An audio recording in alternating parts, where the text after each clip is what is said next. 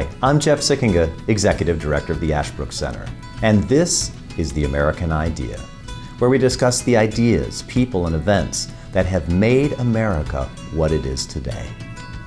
We believe that by understanding our history and our principles, we can better live up to the promise of the American founding and preserve our ongoing experiment in self-government. Welcome to The American Idea. I want to welcome everyone to this special episode of The American Idea. Today we're going to be talking, having a contemporary conversation about an immediate, important political issue, political, not just in the partisan sense, but political in the sense of our political institutions and our constitutional order. We're going to be talking about the situation in the House of Representatives and who will be the next Speaker of the House and what perhaps history can show us about how we should be thinking about this and how the issue perhaps may get resolved. And for this conversation, I'm joined today with a good friend of the American Idea, a good friend of the Ashbrook Center, and our listeners know him well, Professor Joe Postell. Joe teaches political science, politics, and government at Hillsdale College, where he has been now for several years. He teaches across the breadth of their programs, but in particular in American politics and the U.S. Constitution. He's the author of a number of books. Let me highly recommend Joe Postell's work on the administrative state, on bureaucracy, which is some of the most important work done in recent years, and on his work in Congress, studying Congress. Joe, thanks so much for taking a little bit of your time today to be with us on The American Idea. Yeah, happy to be with you. It's always a pleasure talking with you. I appreciate your work, as I said, for Ashbrook, core documents, for example, and your work editing and selecting and working on those would be a great resource for our listeners and, of course, for students and teachers. Yeah, that's right. I edited the core documents reader on Congress, and we might get into this in the conversation today. There's an event in 1910 where Speaker Joseph Cannon faces a revolt and even faces a motion to vacate the speakership, which was, until 3 weeks ago, the only time that had ever happened in Congress. And I edited the portion of the congressional record where the debate over that revolt occurred for the core documents reader, and I think it got something like 1,000% spike in traffic the day that Speaker McCarthy was ousted. So it was a timely document. So yeah, you're a political scientist studying these historically, but man, they're of such current importance. Congress, specifically the House of Representatives, is it a mess? Yeah, I think that depends on one's point of view. So I'll give you both sides maybe of that. And then maybe I'll tell you a little bit about which side I lean. There are some people out there who say this is just part of the normal give and take messiness of representative government. And so we shouldn't be too worked up about the fact that people in Congress are having debates, that they're giving speeches, that they are cheering and booing each other, that this is just the way things used to work in Congress. If you go back to the 19th century and you watch, or I guess if you read about how Congress used to work back then, they were all showing up for votes. They were all yelling at each other on the floor, and that this is actually in some way a healthy thing for people to be hashing out their differences on the floor of the legislature. On the other side of it, of course, we have no Speaker of the House of Representatives right now. We're going on 3 weeks with no Speaker. The government shutdown is looming in 3 to 4 weeks, and there have been multiple candidates who've been attempted to reach that majority threshold on the floor of the House, and none of them can get there. And so this does seem to be like a chaotic time, especially given all of the crises that we face both domestically and abroad. So I think historically, the country has probably been through worse than this. On the other hand, this is not necessarily a high point for the Congress. And in a way, this kind of shows that we've been heading down a pretty scary path for the last 10 to 15 years. And it's sort of culminated in what's happened over the last 3 weeks. Is it surprising that we're in this position? Has it surprised you, as someone who has been a student of Congress and a scholar of Congress for a while, that we've been, as you say, for 3 weeks now without a Speaker of the House? Yeah, I think it surprised a lot of people. It didn't surprise me. So I'm sort of taking some victory laps over the last few weeks, because I think I really did predict that this was coming. And I think if you saw what happened to Speaker John Boehner leading up to his sort of somewhat forced resignation in 2015, and then Speaker Paul Ryan, another Republican speaker who was sort of shown the door and who retired from Congress, but was clearly under a lot of pressure to do that. We're now in a cycle of Republican speakers who are consistently under pressure from their own party to be less moderate, to be less compromising, to be less willing to engage in the bargaining of legislative politics. And so it was, I think, a natural conclusion to that process over the last 10 to 15 years that finally Republicans would just say, you know what, we're not playing anymore according to the old rules. We're just going to shut this place down.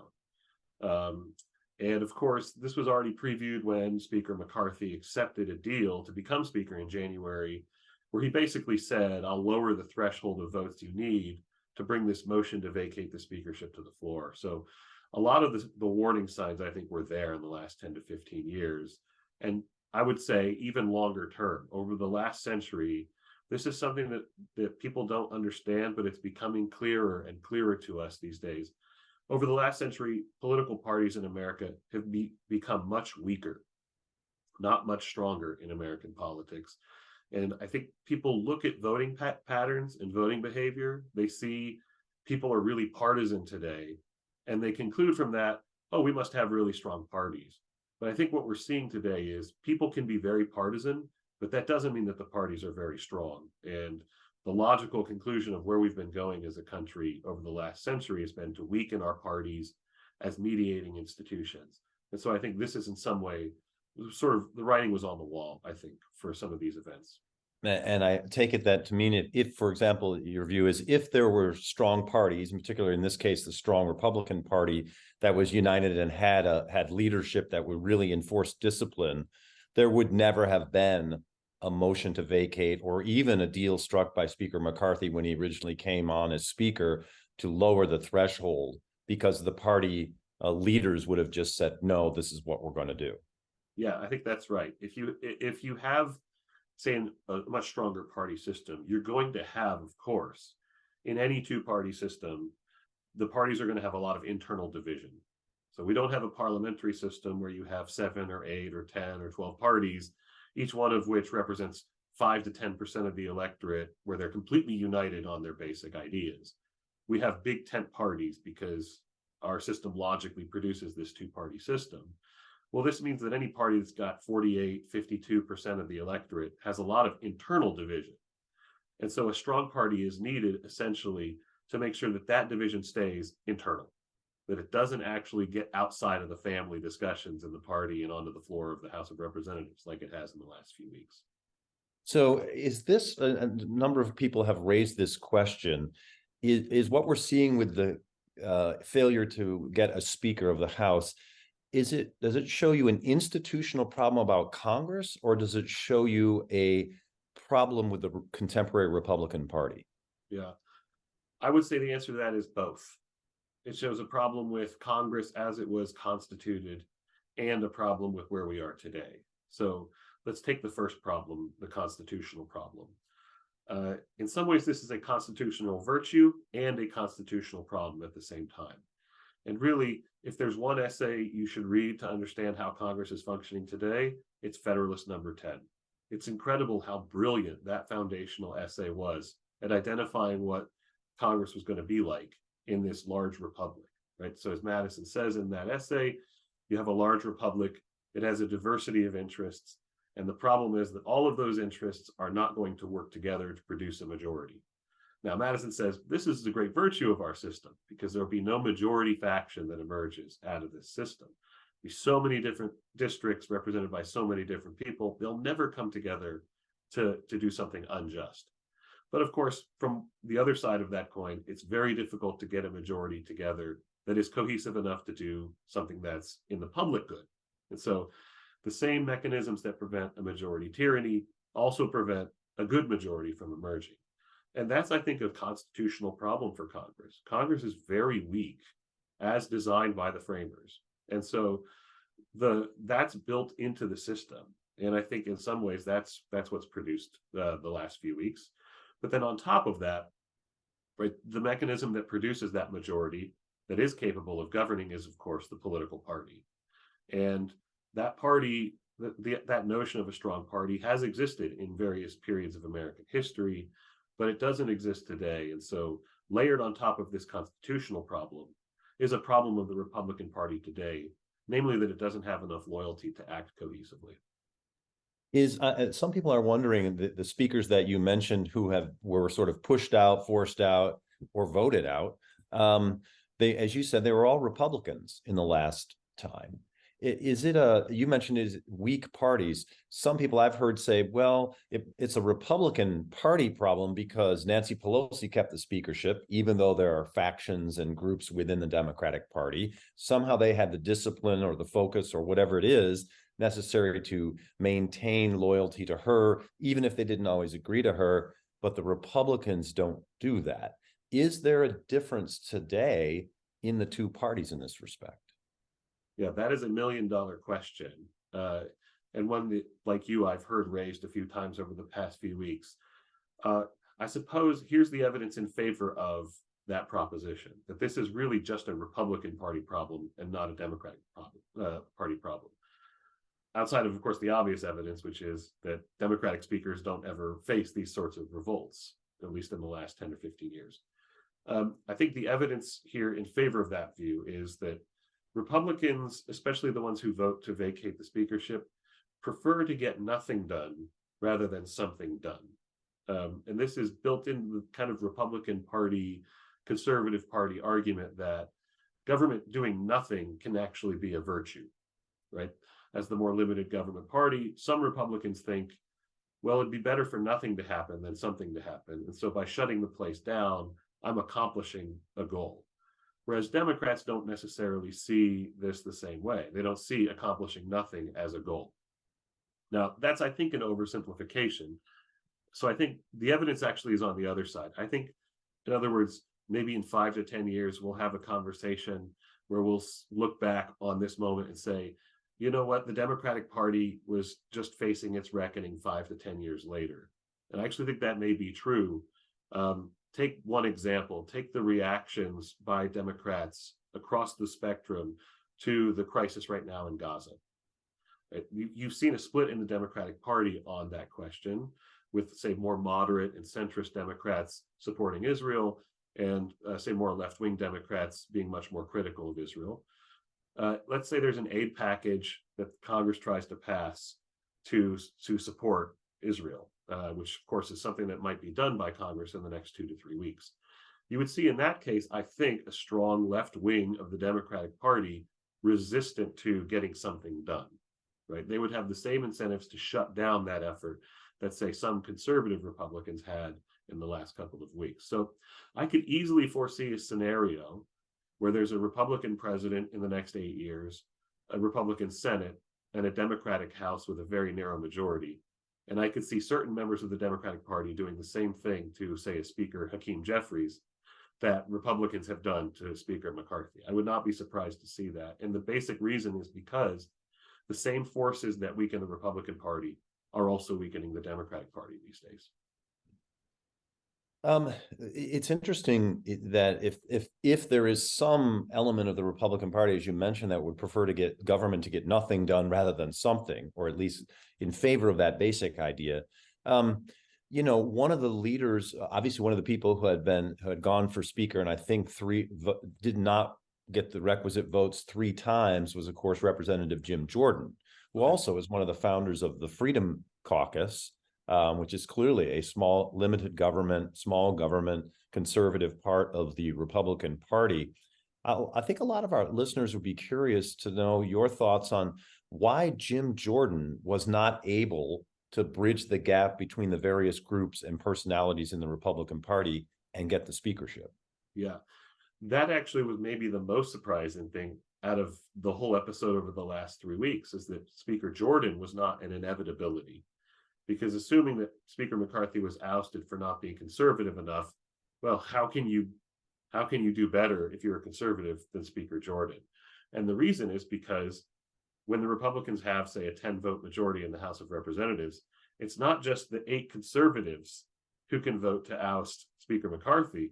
It's also the 20 or so moderates who can prevent Speaker Jordan from becoming Speaker, right? Speaker designate Jordan from reaching that majority. So what was interesting about this was that the moderates actually played their cards the same way that the conservatives in the Republican Party played theirs over the last few weeks. And from a certain logic, you would have expected the moderates to be more forceful than the conservatives the whole time, because the moderates are in the Republican Party, or in any party that's in a two-party system, they're the ones who have the most power. They're the ones that have another option. Moderates can go to the Democratic Party and join that party because they're more inclined to go in that direction. Whereas conservatives in the Republican Party seem to have no options.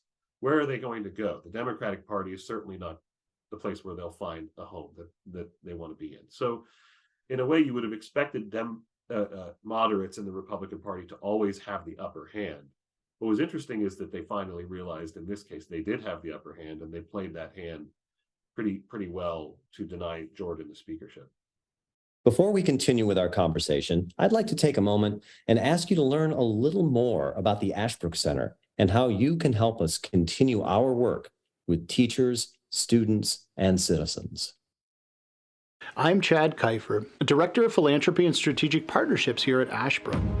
At its heart, America's story is about the lives of patriots who have given their last full measure of devotion to preserve and protect what it means to be an American. But the tragic truth is that the American story is being rewritten as one of oppression and despair. Back in 1776, the founders took a chance when they created a new government built on principles of liberty. They took a chance on America. Now I'm challenging you to do the same. Your gift to Ashbrook today reaches students, teachers, and citizens across the country, helping them to understand why America is worthy of their devotion. With so many forces eroding our history and taking away from our principles, isn't it time we give America a chance? Your investment is encouraged now more than ever. Please visit us today at ashbrook.org/support.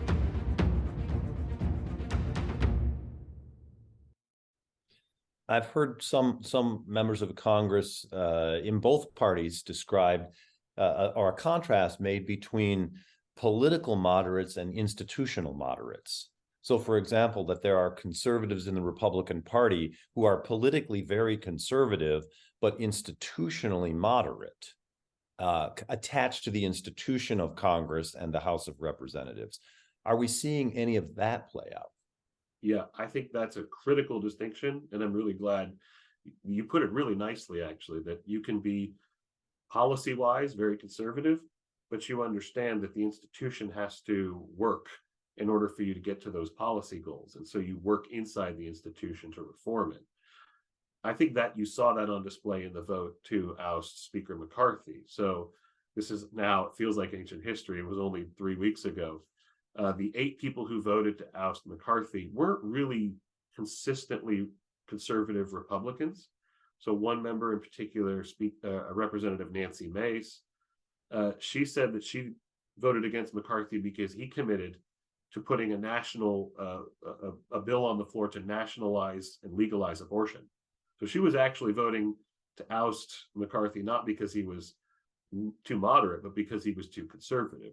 In other words, the 8 members who voted to oust McCarthy were all over the place ideologically, but they all had something in common, which was that they were willing to use the institutional power they had to advance their own career goals. In other words, they acted as individuals. So many people pointed this out about Matt Gaetz, that he was fundraising really effectively off of his efforts to oust McCarthy. He had built himself a sort of national media presence. He got fame and he got fortune out of what he did. Whereas say there are other members of the Freedom Caucus, very prominent ones, like Marjorie Taylor Greene, or somebody like a Jim Jordan, say Thomas Massie from Kentucky. These are all very, very conservative members of the Republican Party who did not vote to oust McCarthy. So I think you saw that distinction between sort of institutional moderates and political conservatives, and just people who were really just sort of acting as individuals with their own individual goals rather than policy and partisan goals in mind. I think you mentioned earlier that the last time, or one of the last times, that a speaker faced a vote to vacate was Joe Cannon back in 1910. And I was just wondering, is there any historical precedent for what's happening today in the House of Representatives? Yeah, so there is, and you have to go back much further than 1910 to find what we're dealing with now, which is a series of votes over and over again without a majority speaker candidate emerging. So really, there are 4 elections that present this kind of pattern. But it's interesting, the timing of those elections, and I know immediately what, say, maybe some of our listeners will conclude. So the elections are 1839, 1849, 1855, and 1859. So those are 4 speaker elections where they vote many times and no candidate can get a majority over several rounds of voting. And on one of these, they actually have over 130 ballots before they choose a speaker. On a couple of occasions, they just decide to go with the plurality rule, which is you can't get a majority, but if you can just get a plurality of the votes, then we'll make you speaker, because we know no speaker can get to a majority.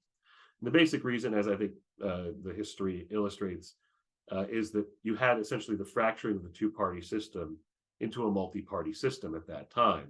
So instead of 2 candidates for speaker, you get 4 or 5, therefore no candidate reaching a majority very easily. So actually we're seeing this resembles more of that pattern leading up to the Civil War. That's kind of where you have to go to find the historical analogy. And in the end, all those 4 instances, was a speaker chosen? Yes, in every election they chose a speaker, but they often had to bend the rules to accomplish that goal. What do you think the prospects are of bending the rules in the current environment, and say, for example, we're not going to require a majority, we'll just say whoever gets the most votes? Yeah, the difficulty with that, of course, that would be an interesting experiment to run on the floor of the House, because if you did that, based on the previous votes, it would be Speaker Hakeem Jeffries, and you would have a Democratic Speaker of the House. I do think, though, if you forced that vote to happen and you put Jim Jordan, Kevin McCarthy, or any of the current candidates on the floor, and you said whoever gets the most votes will be Speaker of the House, you would see a lot of these people who are voting for other candidates consolidate their votes behind the Republican. So in a way, if you forced that rule onto the House, you'd probably see only 2 candidates getting votes, and whoever the Republican was would win that election. But of course, the House, I would assume, would have to vote to approve that rule for electing the speaker. Right, and that would strip all of these people from their power to veto any of the candidates that the Republican Party puts together. And so you wouldn't reach the 217 votes to reach the procedural rule, which means you can't get to the 217 votes you need to reach the substantive question of who's going to be the speaker. So if it's not just, as you're saying, and I think this is very interesting, it's not just sort of a problem in the Republican Party, that this factions and groups and personalities are in conflict. That's what it looks like. But underneath that, you're arguing that it's a bigger problem that could and perhaps will affect the Democratic Party down the line if they're ever in the majority in the House. The problem is weak political parties. I think some of our listeners would be curious to know your view, and maybe I know it's a big question, maybe it's unfair, but why have political parties, in your view, what do you mean by the fact that they've become weak, and why have they become weak? Yeah, that's obviously a huge question, as you suggest. So to oversimplify it, I think parties used to have 3 roles that they no longer have today. The first was they used to control the candidates that they selected. So we're sort of familiar with these smoke-filled rooms in the 19th century, these nominating conventions where the delegates would come together and try to sort out who the candidate was going to be. Today, of course, we nominate our candidates through primaries. This means that the party can sort of, as an organization, be opposed to a candidate, but that candidate can still win the party's nomination actually by opposing the party itself. I think arguably you would say that Donald Trump winning the nomination in 2016 for president was an illustration of a hostile takeover of the Republican Party by an outsider who co-opted it. So first thing, parties have sort of lost their control over their own candidates. Secondly, parties used to distribute patronage, which meant that there were people who would be loyal to the party, they would vote with the party, and then the party would give them sort of benefits in exchange for that, right? So machines, bosses, Tammany Hall, all of those kinds of things that we associate with patronage. Today we have not a patronage system, but a merit-based system.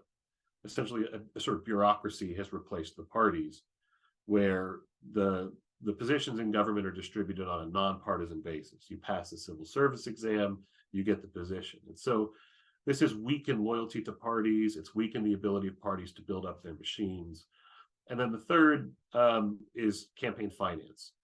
So parties used to fund candidates. They used to have much more power to build these organizations that would turn out the vote, and then they would give the candidates this apparatus to turn out the vote on election day. Today, candidates have to build their own campaign apparatus. They have to hire their own consultants. They have to hire their own volunteers, which means they have to raise their own money. And they do this from PACs, which are basically independent groups as opposed to party-based groups. And so when you put all of those three things together, you get a system that essentially is a candidate-centered system rather than a party-centered system.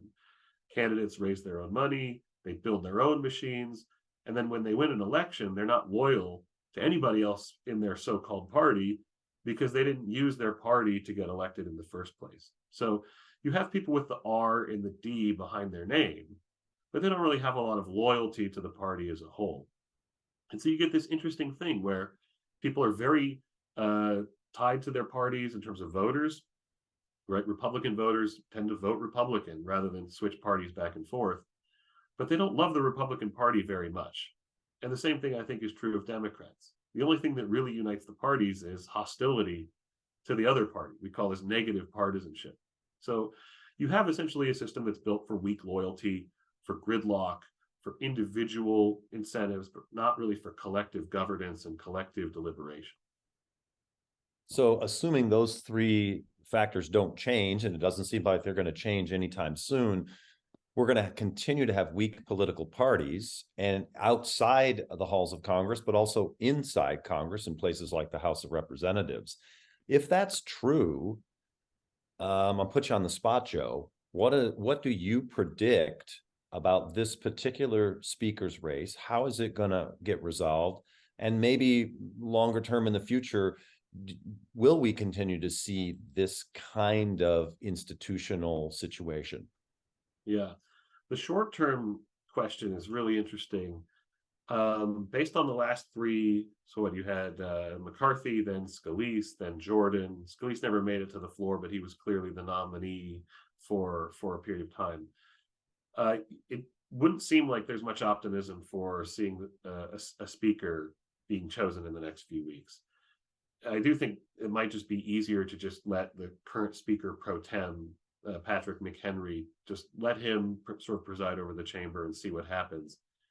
But I do think Republicans are increasingly exhausted with what's going on in the House. And so I think there might be a way towards a sort of exhaustion point where whoever comes out of this vote that's taking place literally right now as we speak inside the Republican conference to choose their next nominee, there might be a point of exhaustion where everybody just says, okay, fine, let's just go forward with this person and be done with it. In the long run, that's a fascinating question. Where are we going from here? I do think you're right. We're not getting rid of primaries. We're not getting rid of this campaign finance apparatus we have, and we're not returning to patronage. So we're sort of on this trajectory. But I do think we're reaching a point of exhaustion with the current political system, with a system that produces very strong individuals, but not a sense of a government that works together to solve problems. So we are reaching, I think, a point where people are increasingly exhausted and will look to big changes to try to move in a new direction. What I'm concerned about really is that we embrace more fundamental changes that get rid of the two-party system altogether. So things like proportional representation, things like ranked choice voting, top two primary systems, which you're seeing happen in a lot of these states, that are actually going to make it more like a multi-party system. And I think that will actually decrease the incentives for working together. And I'm a little concerned that we're actually maybe going to make the problem worse in the coming decades rather than make it better. Well, that's a serious warning for us and serious thing to consider from a guy who predicted that Kevin McCarthy might not remain as speaker. So we'll take those words to heart, Joe, and ponder them.